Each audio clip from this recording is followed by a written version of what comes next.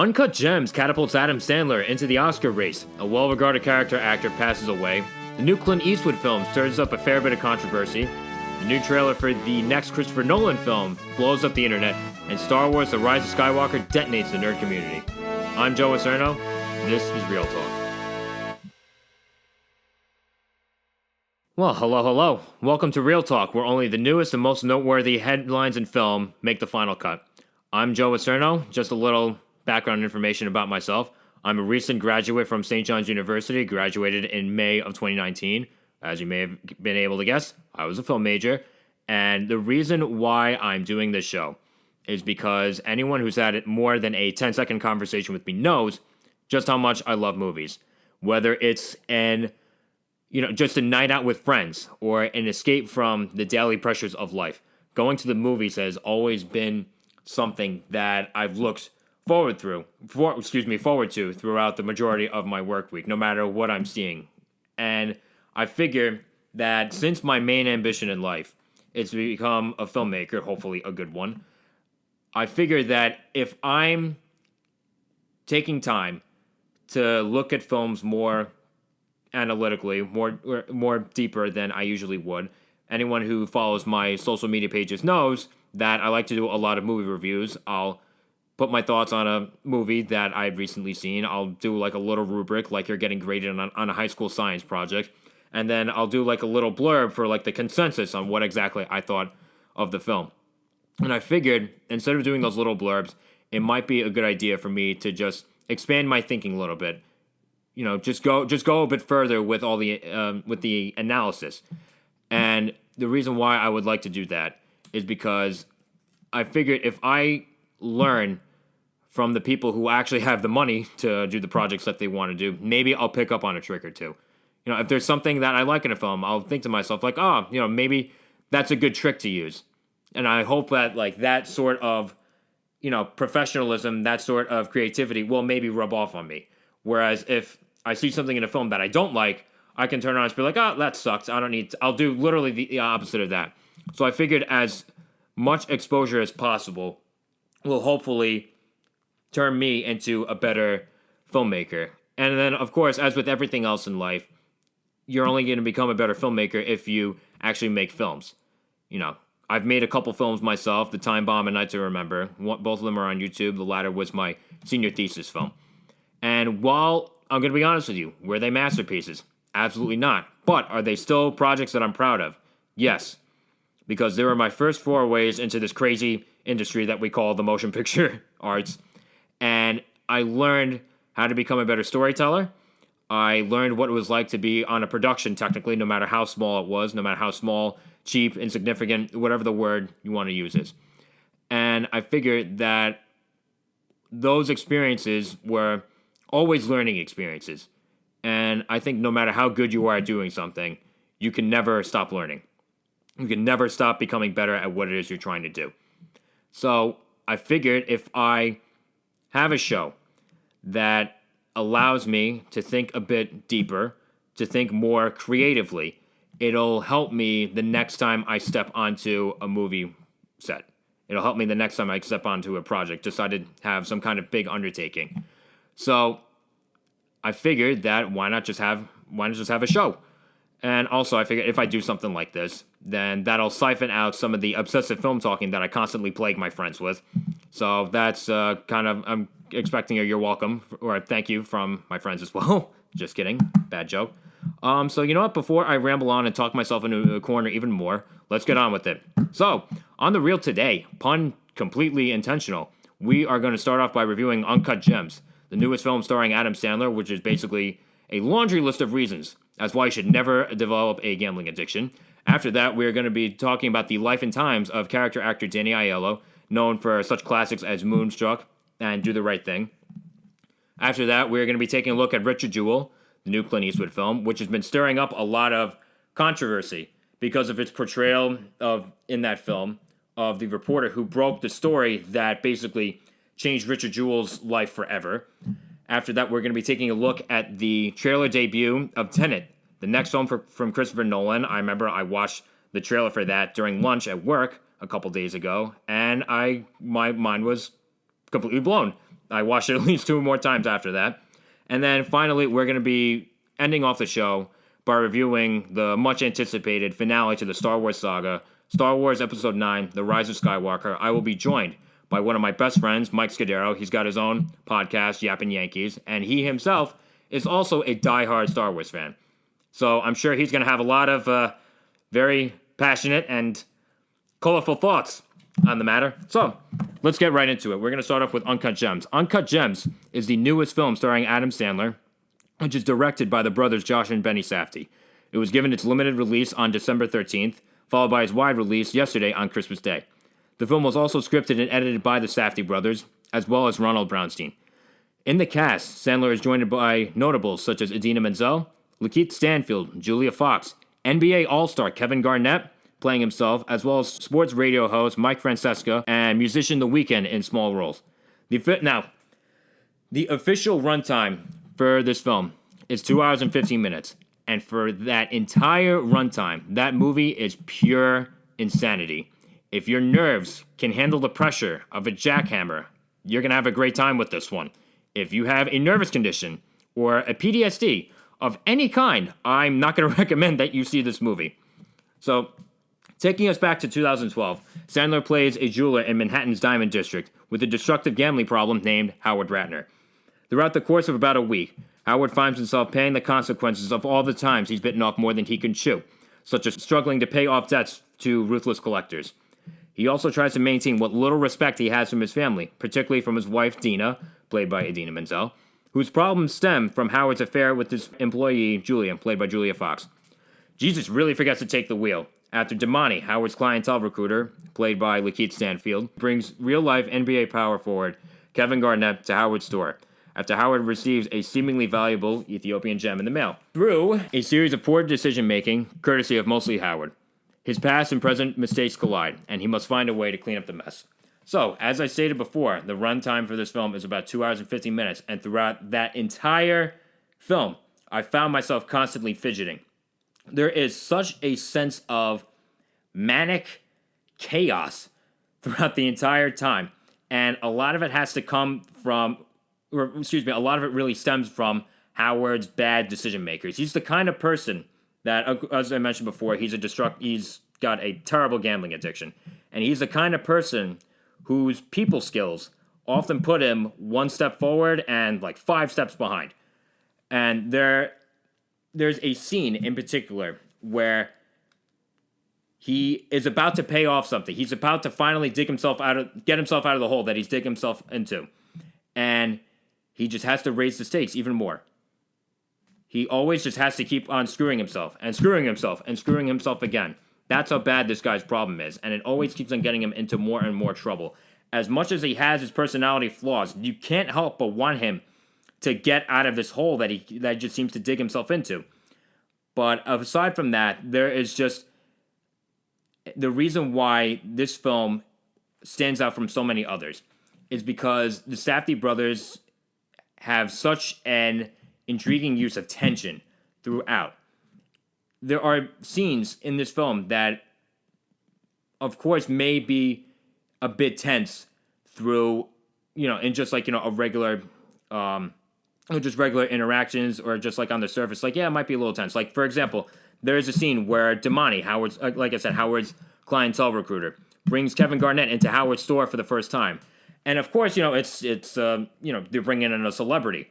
Of course, things are going to be a little on edge, but throughout this entire film, there's so much going on, and I don't want to give away too much, but there's so much going on, and there's so much going on that you always feel like something bad is going to happen.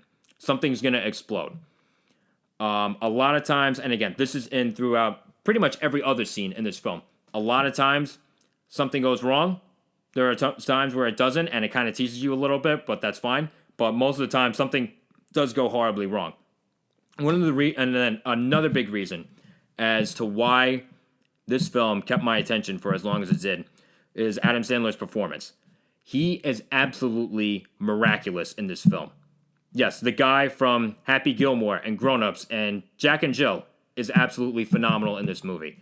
I've always believed that underneath all the comic roles that he takes, all like the silly, goofy shenanigans that he does, all the paid vacations that he takes with his friends to make movies, is an incredibly talented dramatic actor. He's proven himself in movies such as Punch Drunk Love, in the Meyerowitz stories, and this particular film is probably his best performance that I've ever seen from him. Some of you might be saying, oh, that's setting the bar pretty low, but if you look at the other times that he's experimented with more dramatic material, then you would think to himself, or think to yourself, like, wow, he's really knocking it out of the park here. He's really tapping into something different. One of the things that stands out so much about his performance is that because of Howard's character, from his manic anger to his electric charisma, there is so much on display here, and Adam Sandler's full acting range is put to great use here. He kills it in every single scene that he's in, which is pretty much every single scene in the film. He disappears into this role, which is for someone of his stature and his popularity, that is extremely hard to do. I couldn't help but identify him as the character that he was portraying on screen. That's when I know that that an actor or actress has given a truly great performance. When every time they walk onto the screen and you identify them as the character they're playing, not just the actor or actress themselves. My favorite example to use for this is Tom Hanks in Forrest Gump. Anytime that that he walks onto the screen, you automatically identify him as Forrest Gump. Not just like, oh wow, look, it's Tom Hanks again. That's the difference between someone that's given a truly great performance and someone who just happens to be reading lines that in front of a camera that just happens to be turned on. I seriously hope that he gets an Oscar nomination for this. I think he definitely has the potential to contend. He's getting a lot of buzz for his performance, and rightfully so. But other than him, the supporting cast does a really great job of holding their own against him, particularly Lakeith Stanfield and Kevin Garnett. Yes, the former basketball player Kevin Garnett does a great job in this movie. Even though he's basically playing himself, he does such a terrific job of just being in the moment when he needs to be. I'm starting to think that there's like a whole untapped gold mine of basketball players with serious on-screen potential. I remember watching the film Trainwreck with Amy Schumer and Bill Hader. LeBron James was in that movie, and I remember watching him in the trailer, and I thought to myself, oh, whatever.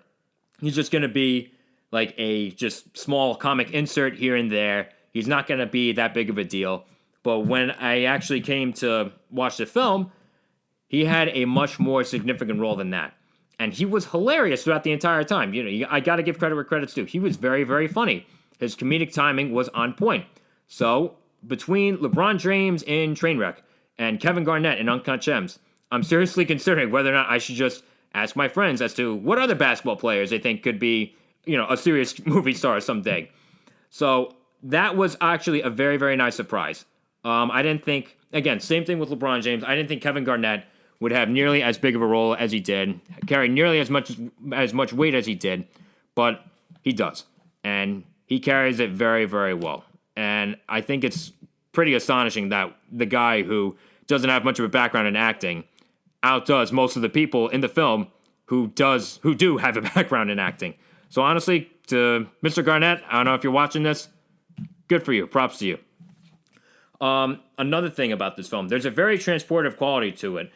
The movie takes place in 2012, and, I wouldn't usually think that a film that takes place only 7 years ago from today, would have such a sense of nostalgia to it.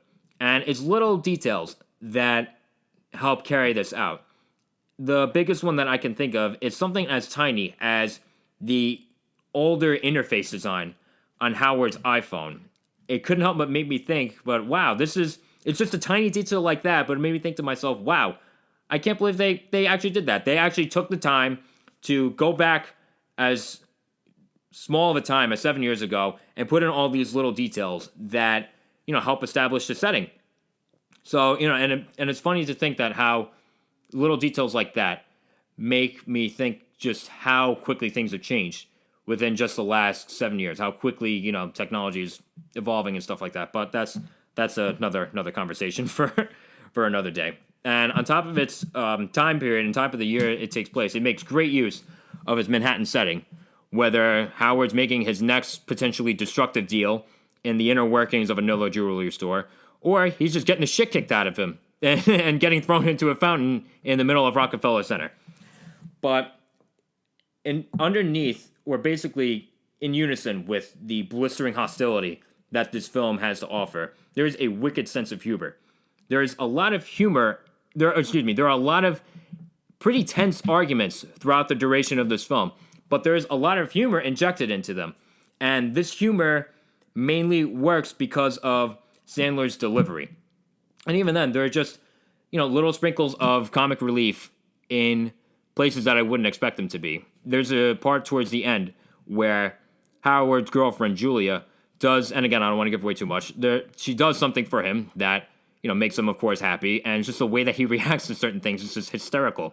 When he basically just turns to her and says, like, oh my God, I'm gonna fuck the shit out of you tonight. I just couldn't believe it. It just totally threw me for a loop. And I was shocked at the moment, but then, of course, I couldn't think to myself, like, oh, of course, it's Adam Sandler. Of course, he's going to play someone that would say something like that. So, in terms of awards consideration, it seems to be doing pretty well as far as, film critics awards and stuff like that. I think it seriously can contend for Best Picture, Best Director, Original Screenplay, Actor for Adam Sandler, Cinematography, and Editing. This film definitely is one of those films that is firing on all cylinders.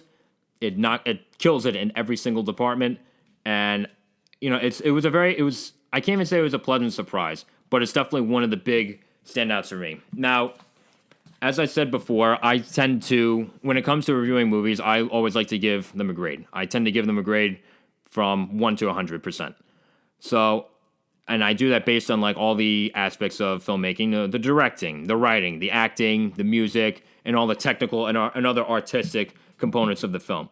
So, since the film immerses us into the grimy underworld of not only underhanded gambling, but also one man's inability to help himself, Uncut Gems is an electrifying dark comedy that proves once again that Adam Sandler is a tour de force performer when given substantive material to work with.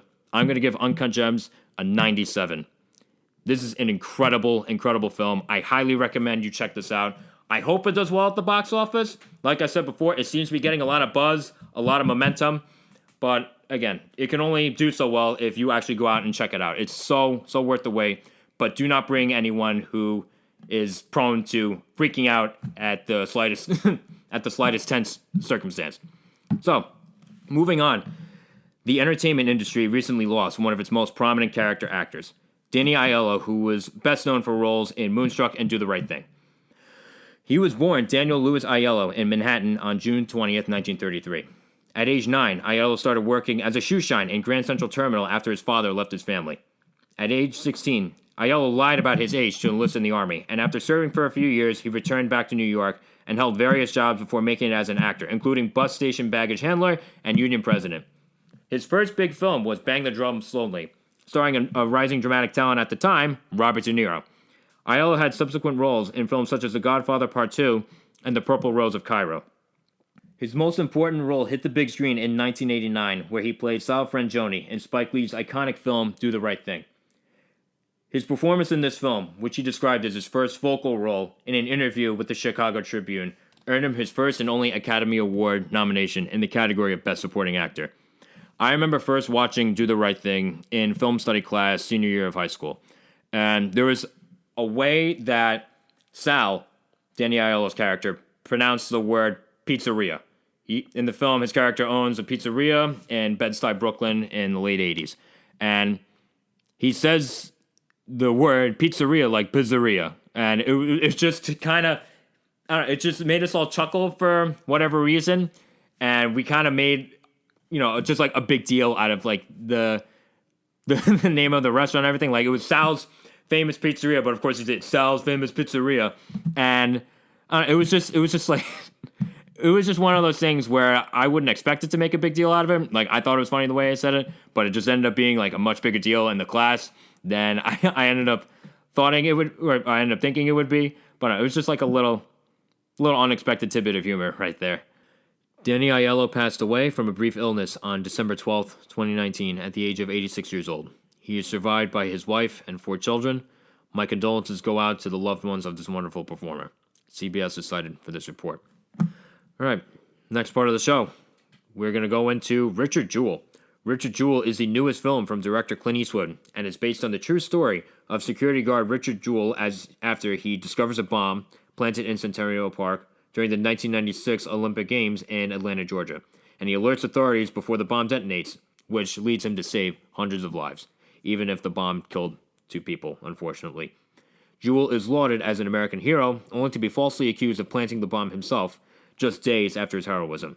The film stars Paul Walter Hauser of I, Tonya and BlacKkKlansman, playing security guard Richard Jewell, as well as notables such as Sam Rockwell, Kathy Bates, John Hamm, and Olivia Wilde.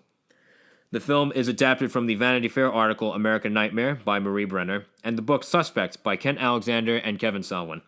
Now, what works very well about this film, and what's honestly kind of remarkable and admirable about this film, not only from a filmmaking point of view, but from just Clint Eastwood as well, the fact that he is 89 years old and is still able to make a film as entertaining and compelling as this one, there's something really to be said for that. I hope that not only am I still around at 89 years old, but I can at least still be doing what he's doing at 10 years younger than what he is now.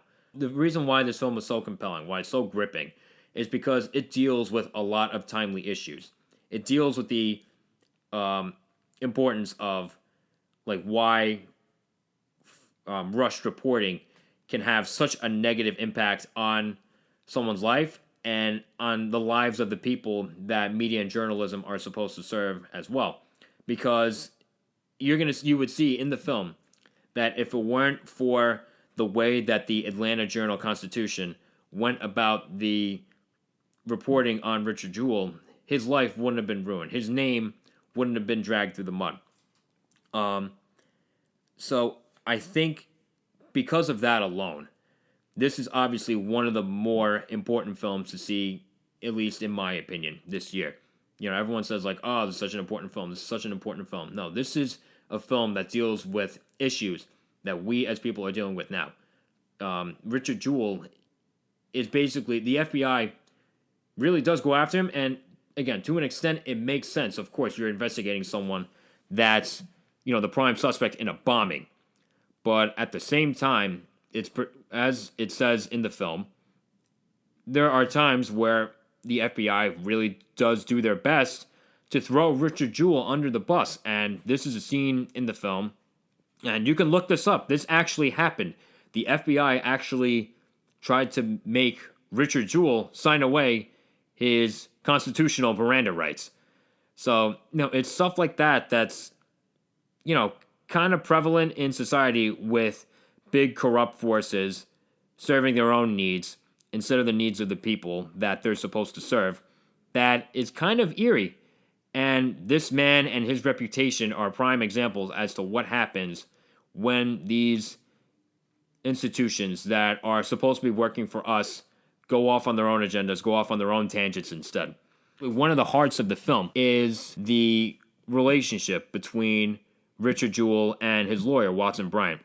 The two were actually, it is true that the two did actually develop a close friendship years before the bombing, and I love how the two of these characters work together. Paul Walter Hauser plays Richard Jewell as this man that he was, this genuinely nice guy, this, hopelessly awkward, couldn't talk himself through a party with a gun to his head, who has a very deep respect for law enforcement.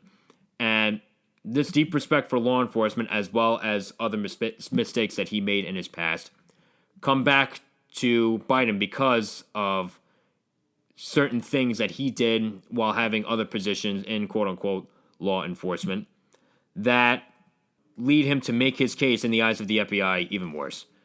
And again, this isn't done, at least the film gives the impression that these mistakes made by Jewell aren't done as a rush of power going to a swollen ego. This is done out of a deep respect for law enforcement, the concept of law and order, and just wanting to keep the people of our society safe. But, of course, he gets carried away. This deep respect tends to make him get carried away. And these mistakes definitely come back and bite him. And he's this generally nice guy put up against, his lawyer, Watson Bryant, who, if you look at a lot of the interviews that Bryant did in the aftermath of the bombing, Sam Rockwell does a great job of just nailing all of his mannerisms. He's another one. Like I said about Adam Sandler and Uncut Gems, Sam Rockwell is another one that does a very, very good job of merging with this character. To contrast Richard Jewell's mild-mannered nature, Watson Bryant is like this very fiery, very brash and blunt and aggressive guy, and he's the guy that Jewell really needs because it's law enforcement that's coming after him in the form of the FBI. Richard Jewell is very hesitant to fight back when he really should be fighting back. This is the fight of his life. This is his name that he's talking about. They're talking about convicting him for a crime he didn't commit. And Watson Bryant is the guy to basically fight the fight up until Richard is up for fighting the fight. Kathy Bates as Richard Jewell's mom, Barbara Jewell, she does a terrific job. She's the other heart in this film. And she's the personification as to this family consisting of Barbara and Richard. Their lives getting turned upside down. Because, of course, the FBI is making a lot of intrusive decisions in terms of, searching their home, going through her Tupperware, going through, her undergarments. I mean, it's to watch her just break down through all this madness, through all this chaos. It's kind of heartbreaking. There's a scene where Barbara Jewell is giving a press conference, and she's breaking down in tears. Her family's been through the ringer for a couple months now. She's breaking down in tears to the point where she pleads to President Bill Clinton to basically let her son off the hook because he has the power to do so. This did actually happen. She did actually ask him to do so. And this scene is just absolutely heartbreaking, and Kathy Bates absolutely, sells it. She nails it. She is wonderful, so wonderful in this role. Now, here's the thing. What I will say in terms of this film's representation of, history, it does do a very good job, for the most part, of, representing that history. But there are certain things about it that, do feel a little caricatured, that do feel a little cartoonish, and these aspects of the film took me out of it for a little bit. There is John Hamm's portrayal of Tom Shaw. Since he is a combination of a few other people, I think it's definitely hard to combine these people into one genuine person. And, that definitely shows throughout the film. It was kind of hard to streamline this guy into one believable person. And again, I don't know if that's a fault of John Hamm. I don't know if that's a fault of the screenwriter. But I don't know, that character in particular just didn't do it for me. I definitely understand why he was there. He needed to be there, but the execution of him just didn't work for me. And then when it comes to Olivia Wilde as Kathy Scruggs, now we're going to get into the controversy surrounding the portrayal of her character in just a minute. But she's another one who I found very grating, and based on the research that I did about her character after seeing the film, in terms of portraying her personality, Olivia Wilde, she does a good job of that, even if I found her very grating. The controversy surrounding Kathy Scruggs and her portrayal in the film, and this contains a minor spoiler. If you don't want to watch that, I totally understand. If you don't want to watch this part, totally understand. Just fast forward a couple minutes. So basically, there's a scene in the film that depicts Kathy Scruggs and Tom Shaw in a bar, and Kathy Scruggs basically offers Tom Shaw sex in exchange for the FBI tip on Richard Jewell. And, there is at least to the best of our knowledge, there is no clear evidence that this actually ever transpired. The current editor-in-chief of the Atlanta Journal-Constitution, Kevin Riley, came out and slammed the film's portrayal of her, just saying, it was wrong for them to do that. This is bad. This never actually happened. This is, disgusting to do in the Me Too era, and that sort of thing. I think you can kind of see exactly where he was going with that. and as well as other coworkers, people who actually knew Kathy, people, family members of hers, saying just like, it was wrong for them to portray her this way. That like, she's not even alive to defend herself because she passed away very young of a drug overdose, I believe at the age of 42 in 2001. So she can't even defend herself, and there's reason to believe that she would sue if she was alive today with her portrayal in the film. But then again, of course, on the other side, you have with people actually involved in the film, you have people responding. Of course, Olivia Wilde defended her portrayal of the film, basically saying how there was, Kathy Scruggs was someone who was a very intrepid reporter. She was not above having relationships. She did have a lot of relationships with these cops. She dated at least one or two of these police officers as well. And as well as people who actually did know her, knew her to be someone that, she was, she was pretty and she knew it. That's what people would basically, that's a lot of things that people would say about her. They never saw her like actually offering sex as a quid pro quo for information, but they did see her as someone that would flaunt her sexuality around.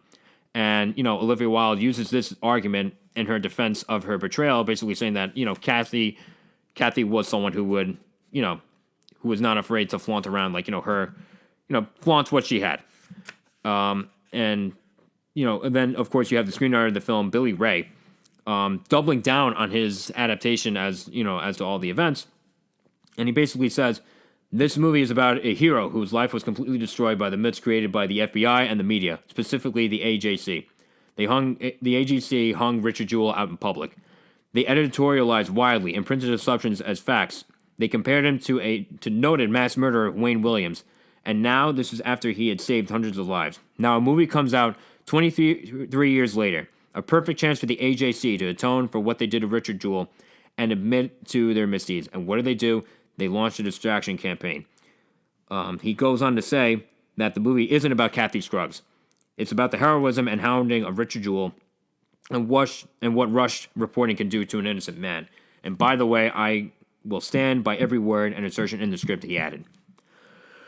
So, there's a lot of mud being thrown back and forth in terms of the, portrayal of one. I'm not going to say she's a minor character, in terms of one character in the film.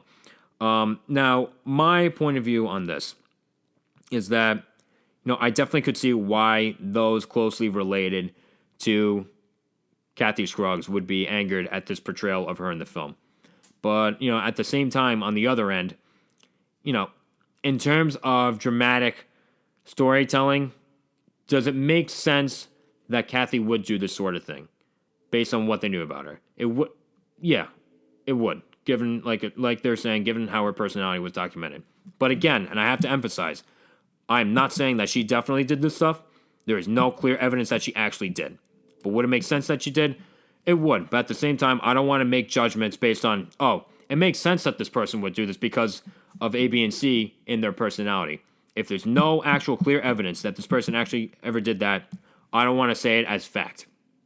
And again, when it comes to the potential ulterior motives in both parties in, this little, brouhaha, whatever the hell you want to call it, they could definitely have like their own, hidden agendas. Of course, the people involved with the film don't want to look bad. Of course, the people involved with the paper don't want to look bad. They don't want each of their respective, products to look bad. But, of course, the fact of the matter is there is no clear evidence that Kathy Scruggs ever did this. There is clear evidence that the Atlanta Journal-Constitution did handle the case with Richard Jewell pretty poorly. Now, at the time that the story broke, was it true that the FBI was investigating Richard Jewell? Yes. But at the same time, there is a certain responsibility that comes with whether or not you should release a story. Because if they allowed this story to develop for even longer, and Richard Jewell, they at least waited until Richard Jewell was cleared by the FBI, his life would have been so different. He wouldn't have been dragged through the mud. He wouldn't have been him and his family wouldn't have been put through the ringer like they were. So I think, the Atlanta, and based on again, the the biases, the the sensationalism that the Journal allegedly put into the reporting of Richard Jewell, they have some owning up to do as well. But again, I definitely understand the grievances of both sides of the party. But what I'm going to end off by saying this, when it comes to these fact-based stories in Hollywood films, it's safe to assume that at least 50% of what they're saying is bullshit. Like, oh, based on a true story. Okay, how much of it is really based on a true story? Like, come on, let's be honest with ourselves. So anyway, I'm just going to end off by saying, carried by strong performances by Paul Walter Hauser, Sam Rockwell, and Kathy Bates, Richard Jewell overcomes its strings of off-putting inauthenticity to convict itself of being a worthy tribute to an American hero that warns not only of the power of corrupt big interests, but shows that Clint Eastwood still has the ability to make an entertaining and compelling film. I'm going to give Richard Jewell an 87. All right, so moving forward, the trailer for the next Christopher Nolan film, Tenet, debuted a few days ago. Like I said before, I watched the trailer at work, and it blew my mind. I am not sure what to expect from this movie, other than just pure awesomeness. Not to steal a quote from Kung Fu Panda, but yeah, that's the best way. It's the best way I could put it right now. The movie looks freaking amazing. There is no official plot line or synopsis or log line with regards to this film, but the only thing that it says on IMDb is that it's revolving around international espionage and time travel. And when I first heard about that, I thought to myself, wow, those are two concepts that I never thought would go together. I never thought to put together. But, it's I think it's going to be a very, very interesting film, to say the least. Christopher Nolan is definitely, in my opinion, one of the best directors working today. I loved Dunkirk, Dark Knight trilogy, Inception, Interstellar, all going to be classics within the next decade or so. This particular film with Tenet, I'm very excited to see like a more realistic portrayal of something like time travel. When I think of time travel, I think of something that has like all these complex machines and mystical beams and blasts, like when Back to the Future, Avengers Endgame. Again, I'm going based mostly off of a trailer, so I'm not seeing anything like that. I could be totally wrong in how they do this, but the way they do this seems to be very different. One of the things I love about Christopher Nolan's films is that even though he works with a lot of fantastical elements, such as, again, Inception, Interstellar, they work with stuff that, like, again, never would happen today, but they always feel grounded in reality. And when, at least in my point of view, when something like that is so grounded in reality, it makes it more believable and therefore more enjoyable. So I'm definitely interested to see where he goes with that. One of the things that I loved in the trailer was like the whole reversing, or basically the reverse of like things happening right before your eyes. And again, I think a lot of that had to be done with just filming the footage, going straight forward, and then just like, reversing it in post-production. But there is something that seems very seamless about it all, and I can't help but wonder how exactly they go about doing that. In terms of the casting, the two main actors that they seem to be advertising are prominently John David Washington and Robert Pattinson. Now, John David Washington, I loved him in Black Klansman. I think him getting casted was very intriguing. And I look at Robert Pattinson as well, who's come such a long way since the Twilight series. My God, what a disaster of a film series. But anyway, that's a totally different discussion. He's come a very long way from playing the world's least intimidating vampire. Nothing says intimidating like someone that sparkles. But anyway, like I said, he's come a very long way. He was absolutely amazing in The Lighthouse. I definitely have a lot of respect for both actors. This film comes out July 17th, 2020. All right, so to end things off today, we are going to review Star Wars Episode 9, The Rise of Skywalker. Joining me today is one of my best friends, the yapping Yankee himself, Michael Joe's name Scudiero. Michael, how are you doing? Should I tell him the backstory on that as to how I came up to... You could go right ahead. Okay, so basically, just a minor backstory. I said Michael Joe's name Scudiero because we were at his house one time. We were talking about middle names and stuff like that. We asked him, like, oh, Mike, what's your middle name? And instead of just saying Joseph, as in Michael Joseph Scudiero, he just said Joe's name. And we're like, okay, Michael Joe's name Scudiero? Okay, all right, I guess that works. Yeah, Mike, thanks for being with me being here with me today. You want to say a little something or say anything? It's an honor to be here, and I wore my best suit. I hope you guys like it. But nice American Eagle shirt. Yeah, the tie is blending in with the gray right now. It's an invisible tie. It's totally invisible, just like the Rise of Skywalker plot. But anyway, oh man. But listen. This is what you got to do. Yeah. So, but honestly, in all seriousness, all joking aside, thank you very much for having me on. It's an honor to be here, and I'm very happy to review one of my favorite movies. One of my favorite, shouldn't say favorite movie, but one of my favorite sagas of all time. Mm-hmm. My favorite sagas are Rocky, Marvel, and Star Wars, and of course, this being one of the three. And this movie wrapped up the Skywalker saga as we know it. Yep. I am more than happy to be here to review it, so thank you very much for having me. Anytime. Thanks for being here. Okay, so basically what I want to do is I want to split this up into two parts. I want to have a non-spoiler review, and I want to have a spoiler review. Sure. And of course, when we get up to the spoiler review, I will give you a warning. I'm very big on, not giving people, we're basically not blindsiding people with spoils. Had that happen to me too many times in my life. Death of my favorite Avenger spoiled, but whatever. That's besides the point. So, I want to try something a little different. I want to, on the count of three, I want to say I want you to say the shortest answer possible as to what exactly you thought of this movie. Ready? 1, 2, 3. I liked it. Oh, wow. Okay. So, you want to start off? So, the general consensus of it is that I was disappointed. Mm-hmm. There were things I liked about it. I didn't go through this film saying there wasn't one thing I liked. I absolutely hated it. I don't think this was a terrible film. I don't think it was a good film. I liked some things, but I was also disappointed by other things. And those other things, to a certain degree, depending on what it was, drove me kind of nuts. Now, I'm very passionate about Star Wars, the lore, its rules, whether it be in the comic books, or the TV shows, or Legends, or what have you. I'm very passionate about this sort of thing when it comes to Star Wars. And there were certain things in this movie that they did or didn't do that just really got on my nerves. It really did. But I'm not going to go on saying that, again, that it was a terrible film. I didn't think it was terrible. And after The Last Jedi, which I did think was terrible, I am lenient on this movie in a sense because I do think that a lot of its faults were The Last Jedi's fault. Mm-hmm. So for that reason, I am easier on this film with the issues that I do have, but they're issues nonetheless. Yeah. So, it's funny that you say that because you and I had the conversations about this movie before we saw it. Months. We've been having this for months. Yeah. And so needless to say, my expectations for this one were very, very low. Same but here. I can't believe I'm saying this. But coming out of this movie, and again, a few days after this movie, I actually really liked it. I can't believe I'm saying that. I thought, and don't get me wrong, it definitely has its flaws, but I felt like there were a lot of things that really, really worked well for it. I thought they wrapped up a lot of things very well.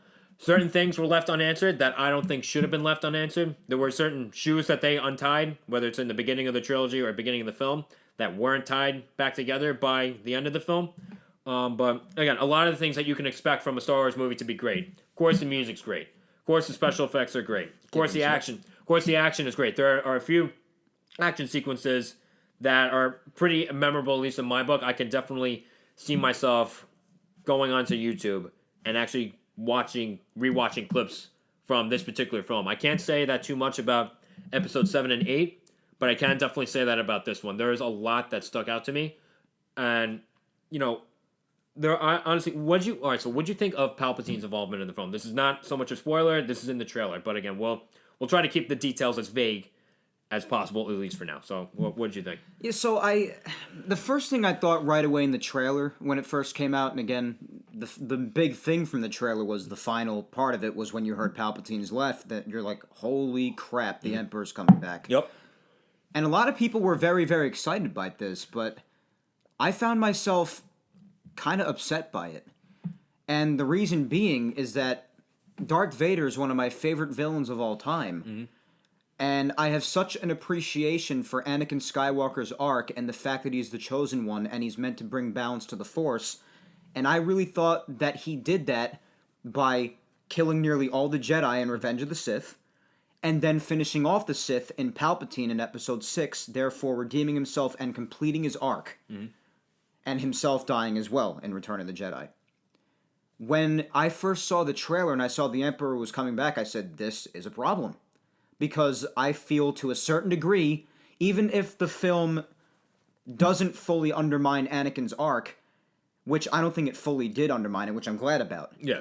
But at the same time, inevitably, for any big Darth Vader fan or Anakin Skywalker fan like myself, I think it inevitably throws that monkey wrench into Return of the Jedi, because you're watching that movie and there's such an epic end to it, with Darth Vader redeeming himself and how he epically saves his son and throws the Emperor down the elevator shaft into the main reactor, blows up. It's so thrilling, it's so poetic, it's such a neat ending. And then he's back. Yeah. You know, it's funny, when it came to the first, signs that Palpatine was going to be back, I can't say I was flattered excited, but I can't say I was flattered annoyed. I was definitely at the very least a bit intrigued, because Palpatine is definitely one of my favorite characters throughout all of Star Wars. I think he's a seriously underrated character. And Ian McDiarmid's great, too. Yeah, he's awesome. He's awesome in the role. What I will say about the Emperor's involvement in the film, and again, I think we will get more into specifics in the spoilers section, but at least for this, when it comes to how he's back, that I felt like was a little vague, at least when I saw it. Again, thinking about it more, I'm warming up to it a bit more. It does still feel a bit vague, still does feel a bit fuzzy. I don't know if it's supposed to be that way, because, again, you spoon feed everything to everybody, then, you're kind of insulting the audience. But, once I got used to the fact that he was back, I really did love what they did with him. I really did. But, I don't want to talk too, just make it just, the Emperor show, at least in this part of the section. When it comes to at least the comparisons between this film and the other films, I can't help but feel like Rise of Skywalker is definitely, damage control from The Last Jedi. It is. It definitely is. There are definitely, how do I put this? It definitely felt a bit overstuffed at certain points. It was rushed. Yeah, it was very rushed. Because, here's the thing. When it comes to, the roadmap, and by the way, it was definitely clear that there was no clear roadmap when it came to these movies. When it comes to the roadmap of, episodes 7 and 9. 7 set up a lot of stuff. 7 got me very excited for what was to come. And it was the safe start, got you into it. That was his job. It got us into it. 8, in the grand scheme of things, got us nowhere. It got us absolutely nowhere. Almost, or at least almost nowhere. I don't want to talk in absolutes, because only Sith talks in absolutes, but it got us almost nowhere. Whereas it was now the job of episode 9 to wrap up as much as it could. And for J.J. Abrams to tell the story that he wanted to tell, that Rian Johnson really threw off course. Yeah. And by the way, this is another potential spoiler from episode 8. This movie's 2 years old. You haven't seen that, that's on you. But I feel like when they killed Snoke, I feel like J.J. Abrams looked at that when he was given episode 9 to, he's like, oh shit. What am I supposed to do with a big villain now? It's like, what do I do now? That's why, Joe. Palpatine. But that's why, and I get that the main defense is that, Palpatine comes back in Legends again with that whole thing. I get that, but in the scheme of this trilogy, it is clear, and I don't care how many times Abrams says it or George Lucas says it. I don't care how many times anyone says it, that the Emperor was planned from Episode 7.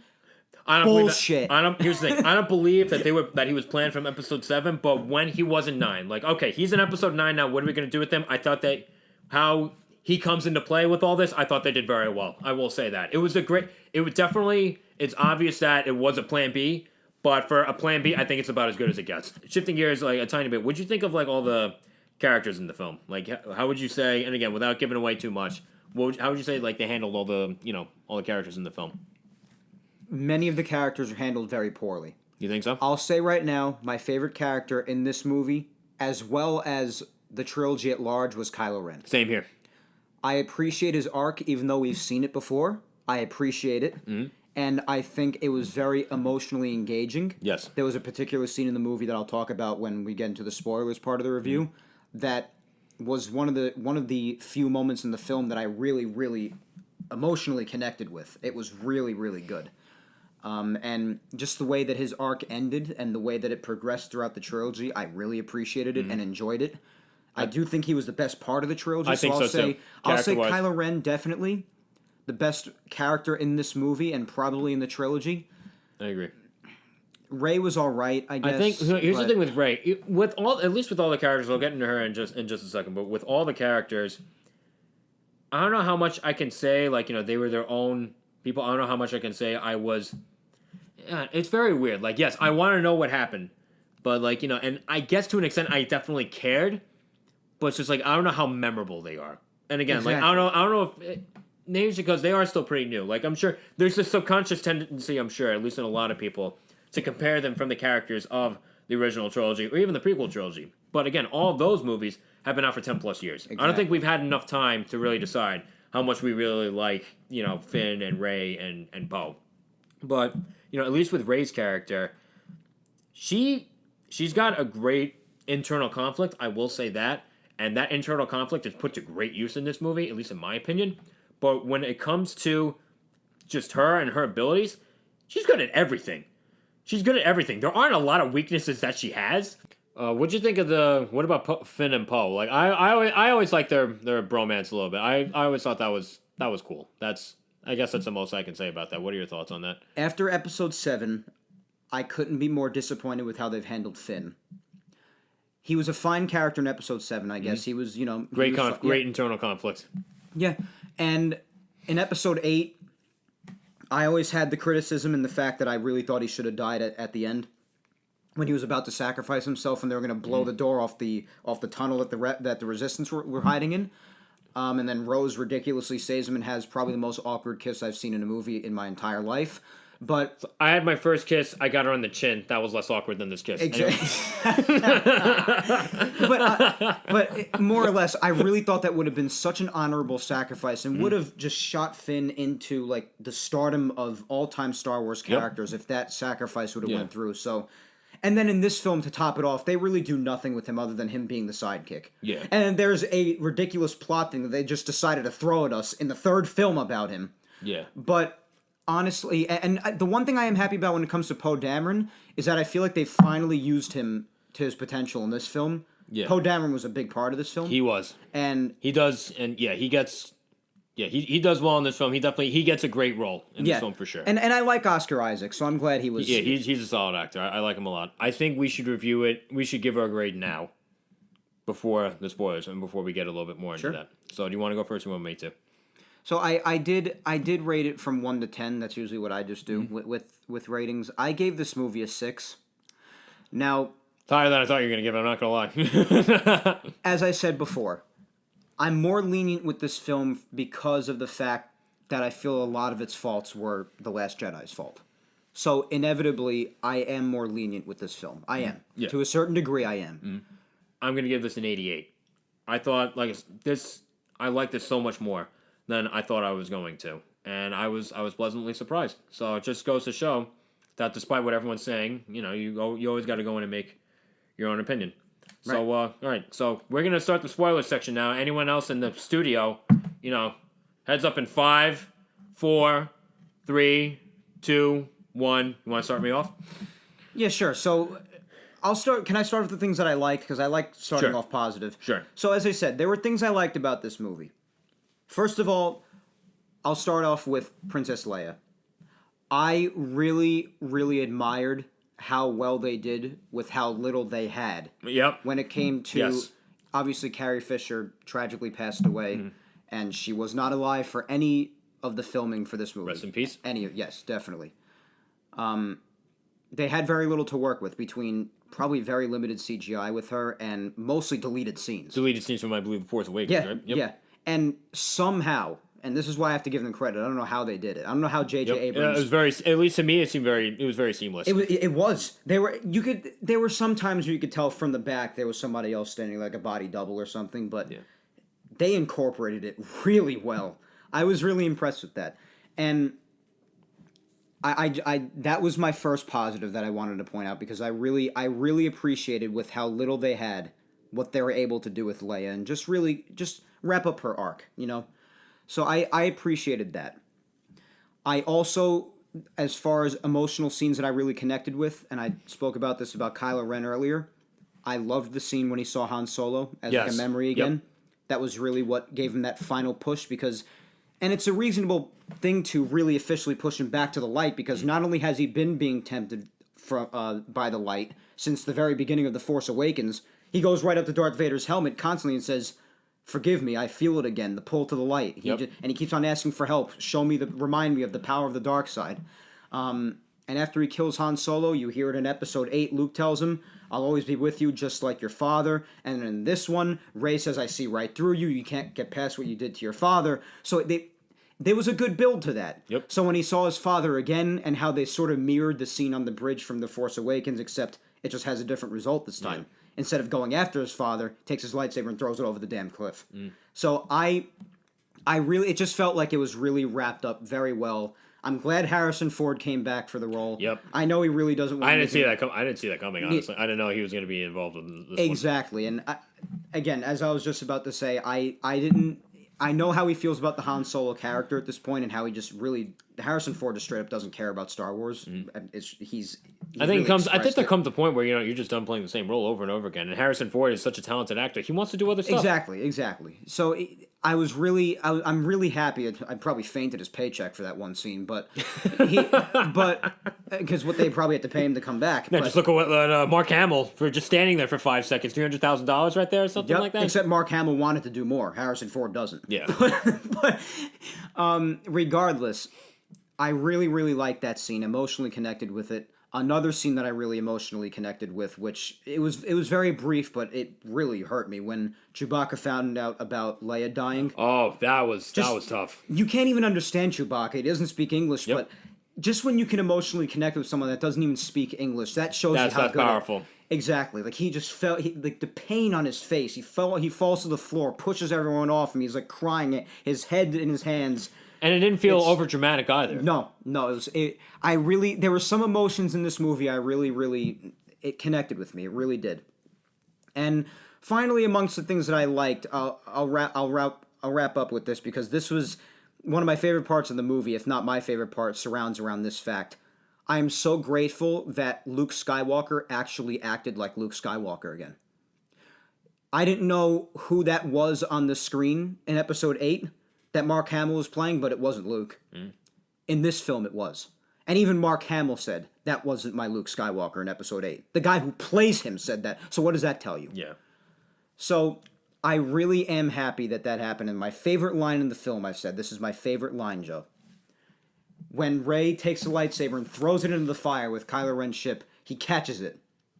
Yep. And he says, a Jedi's weapon deserves more respect. You know what that was a dig at, don't you? Oh, absolutely, yeah. The first time you see Luke in The Last Jedi, chucks the lightsaber over his shoulder. That's J.J. Abrams taking a dig at Ryan, just baby. Like, yeah, you gotta know it. It's like a big fat middle finger. Even me in the middle of the theater when that happened, I nodded in improvement. I was kind of confused at that at first. I'm like, wait, what? I loved it. I love it.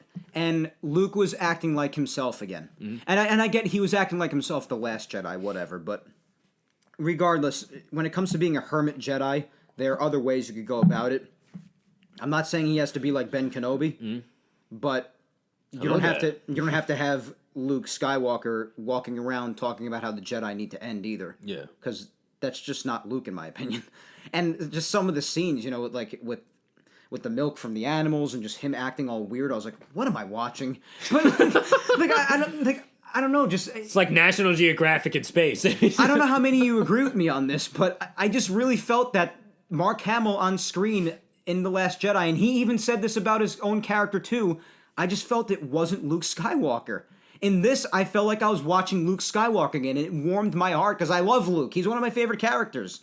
And just how it felt like he was there again, and how he was acting like himself, I loved it.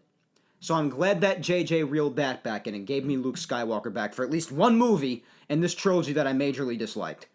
So, listen, it's the facts. Yeah, no, it's just funny how you said it. But honestly, I'm very grateful for that. But as far as the things I didn't like, there's a big list. I don't know if you want to comment on the things that I said I liked, but I mean, going back to what you said about J.J. Abrams reeling certain things back in. I think certain people have said that J.J. Abrams is just like a copycat. I don't know if I'd call him a flat out copycat, but I think when it comes to a lot of films that he definitely takes inspiration from, I think it's done out of a genuine respect for them. And because I look at this one, and it definitely seems like he tends to harken back to the original trilogy, but it never feels. I don't know how much I can say it feels like him copycatting. And I remember the film, Super 8. Did you ever watch that movie? It came out a few years ago? I haven't. Okay, so that movie, wonderful movie. That movie came out I want to say 8 years ago, and it was definitely like a harken back to the Steven Spielberg films of the '80s. It's like E.T. on steroids. If I'm being honest, it's a very very good movie, very good movie. So J.J. Abrams seems to have a genuine respect for the filmmakers that came before him. But yeah, no, in terms of what you're saying with Kylo Ren, I really do love what they did with him. I love what they did with him. He's definitely my favorite character in this entire trilogy.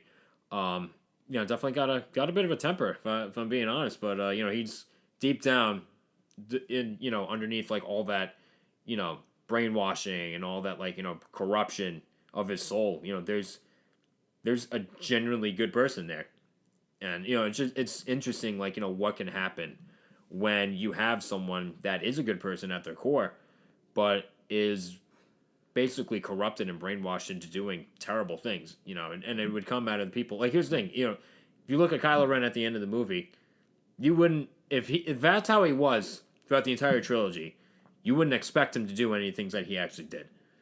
But I think that contrast between what he has actually done and who he actually is inside, I thought that worked very well. I thought that was very powerful. So Kylo Ren is definitely, I definitely agree with you when you say that he had the best character arc in the entire series. Going back to what we were saying about Rey, I loved the twist that Rey's a Palpatine.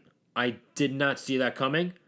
I thought, and like I said, a lot of this film definitely, like I said, it's damage control from The Last Jedi, and I think they did the damage control very well. And given the circumstances, I thought they cleaned themselves up very, very well, particularly with this. Rey being so good at everything and being so powerful out of nowhere. I don't know if this was the plan. I don't think this part was the plan. But at least in retrospect, it definitely worked, at least in my opinion, very, very well. With Rey being so powerful, being so good at everything, then it makes a lot of... Then her being a Palpatine, it kind of... It validates that a bit more, at least in my opinion. Because obviously, Palpatine's, no slouch himself. Yes, he's a master manipulator, but he's an incredibly powerful guy himself. He has all the Sith in him, and and that was another thing I thought was very good that they did in this movie too. It's not just Palpatine being this outrageously bad and powerful person. He has the energy and power of all the Sith, all the thousands of generations of Sith in him in this film. I felt like honestly, even though he's kind of coming back to life, however they do that with him, even though he's coming back to life, they still stepped him up a bit. They still upgraded him a bit.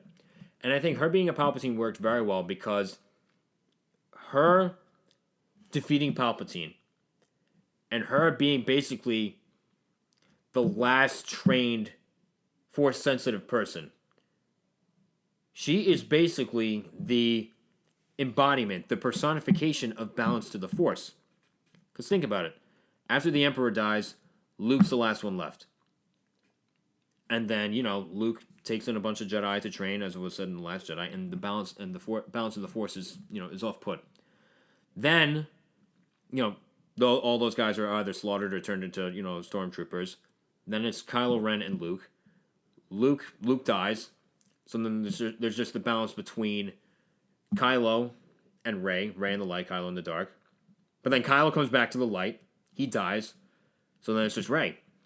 Rey has the power of Palpatine, and also all the light side of the Force as well.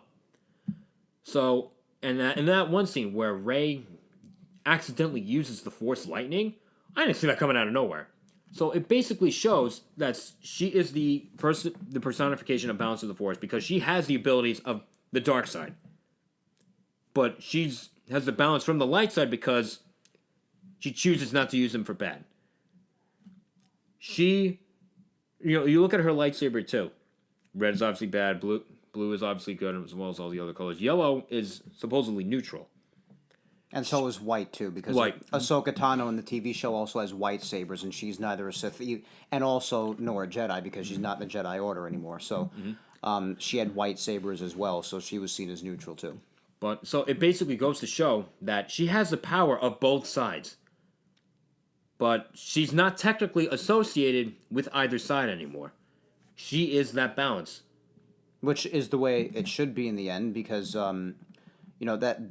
I do understand what you're saying, but when it comes to balance of the Force, the person I look at is Anakin, because that's his prophecy as the Chosen One, is to bring balance to the Force. And that's what I was most worried about with this film. If they were going to undermine his arc. The thing that would have made me just walk out of the theater, honestly, was them saying, if they were to say this, that the prophecy was misread and Rey's the Chosen One. I would have. That would have been a total cop out. I would have said that is it for me. I'm checking out. But her being a Palpatine and her ending off the way to do, because even then, it's not like she plans on training any more Jedi. She buries Luke and Leia's lightsabers. Well, who knows about, who she's going to train now, because, again, going back to Finn and them just throwing something random at us in the final film of this trilogy, he's apparently Force-sensitive now. Yeah. Apparently. Apparently, because, does any of that really matter if, the Force-sensitive person isn't trained? If the Force-sensitive the Force-sensitive person isn't actually, user or, cultivated in any way? He's just, I would think that being a close friend to Rey, that if and when Rey sees that he is Force sensitive, I would think she would train him. Just you would think, yeah. Just as a friend, but there's no guarantee that's if they even make more movies. No, the Skywalker thing is done. They got to be done. But as far as Rey being a Palpatine, what you were saying, I was very whatever towards it, and it definitely did understand her overpowered powers, for lack of a better term. Yeah. But again, that's still not enough for me. Because for the little amount of training that she had and the amount of time that she had, as opposed to all the training that someone like Luke Skywalker and Anakin Skywalker, two of the most powerful Force users ever, the training they had to go to get to the skill that they got to. And their powers, in my opinion, especially Anakin was the most powerful Force user in the galaxy, and nobody contended with it at his full potential. And he still had to go through years and years of training to get to his power. Yep. So I just that's why I really have a tough time when the film started. And the first scene I was talking about earlier was she's floating in midair with all the rocks floating around, and she's just flipping and everything. And other certain things in the film, pulling a ship back. I was like, where's his power? I know where the power is coming from. It comes from the Palpatine lineage, but how quick did you learn it? Oh my god. I know Leia's instructing you, and Leia learned from Luke, and which they also decided to throw at us in this film, which I'm happy that they did. Better late than never, but I think, this goes back to the idea when, you don't realize, what potential you have until you're pushed to use it. And there's that scene where she's pulling this shit back, and, Kylo Ren's the one pushing her, and then, that's when she discovers, her real strength, her real power out of nowhere. She's pushed to do so. So I think, at least in that sense, it made sense, at least to me, but I could definitely see, why, someone could feel it kind of just came out of nowhere, didn't it? Just in the short amount of time that she had training. She trained for 2 minutes with Luke, had no training at Episode 7, and then maybe had about a year with Leia. To have the powers that she had, that's not enough for me. Mm-hmm. It doesn't make enough logical sense. I don't care what her lineage is. Luke and Anakin, two of the most powerful Force users of all time, needed more training than that. That's just how I feel about it. Yeah. People can dispute that, but especially with Luke Skywalker partially, but especially with Anakin, you can't argue with that. Anakin needed a decade of training to get as skilled as he did. And he's a Chosen One. Yeah. Nobody has the Force capabilities of the Chosen One. So you can't even argue that point. So that's why I just really wish they would have at least had her train a little bit more so you could believe in her powers a little bit more. That's a legitimate issue I had with this film. It's how did she get that powerful in this window of time? Yeah. That's all I was left wondering. That makes sense. That definitely makes sense. There were definitely a couple other, plot holes that they never really, answered. I think the biggest one in the entire series was how did Mace Katana get Luke Skywalker's lightsaber? That's what sets all this off. Maz Kanata not finding Luke's lightsaber. The answer was a good question for another time. Yep, and that's What other time? We never got the answer. Because guess what, Joe? I said it in episode 7, and I'll say it now. There was never an answer. The damn thing fell down an abyss. How did they find this thing? It's silly. That's the problem with this trilogy. The fact that there was no plan. I said, right when she said that, in the theater of episode 7 in 2015, when she said, a good question for another time, I said, I'll translate that. We have no fucking clue. Well, that's all for the series premiere of Real Talk. I'd like to thank my good friend Mike Scudiero for being such a great guest. I know he had a great time airing all of his grievances with the new Star Wars film. So thank you, Mike, for being such a great presence. A couple other people I'd like to thank before I sign off. Jordan Darmento. She is the talented artist who designed the logo for the show. I remember taking a digital imaging class in high school, and there's one big takeaway that I had is that I suck at both Photoshop and After Effects. So Jordan, thank you for being my crutch on that one. And Danny Boy Guillaume, the talented musician who wrote the theme song for the show. He's been one of my closest friends since the 9th grade, and I'm calling it now. He's going to have one of his compositions performed on Broadway. You heard it here first, folks. So thank you all for tuning in. Now, the uploading schedule is going to be a little weird for the next couple weeks or so. That's because of the holiday. You can expect the next episode to premiere Thursday, January 2nd. And after that, the show should premiere every Wednesday following that. So, again, thank you all for tuning in. I hope you enjoyed the show. And this has been Real Talk. See you all next time.